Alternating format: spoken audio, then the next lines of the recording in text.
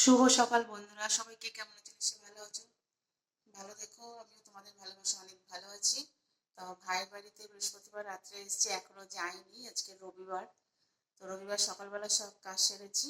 কারণ হচ্ছে যে যিনি রান্না করেন দিদি, উনি আসছেন না, ওনার একটু অসুবিধা হয়েছে, যার জন্য আমি 2-3 দিন আছি।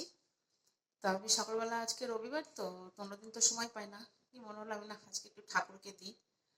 তা ঠাকুরের সেবা দিলাম। এই যে আমাদের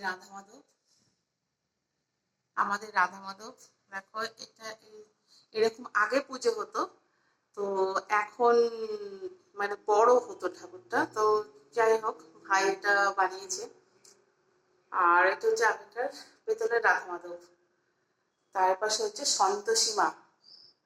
তো আমি আজকে পুজো দিলাম, আমার খুব ভালো লাগলো। আমার সকালেই মন থেকে বলছে আমি আজকে একটু পুজোটা দিই, ভাই তো রোজ দেয়। তা আমাদের ঠাকুরটাকে তোমাদের কেমন লাগে তোমরা একটু কমেন্ট করে জানাবে।